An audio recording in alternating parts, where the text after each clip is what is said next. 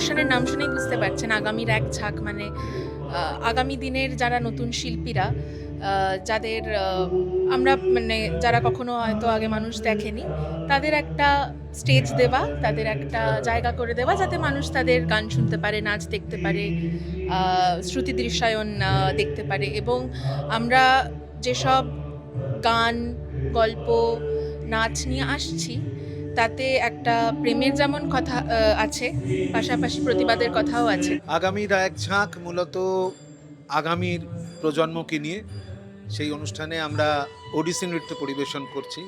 তার সঙ্গে থাকছে রবীন্দ্রসঙ্গীত এবং ফোকের উপরে কিছু গান, যেটা লাইভ আমরা স্টেজে নাচবেনও সেই গানের সঙ্গে এবং গান হবে।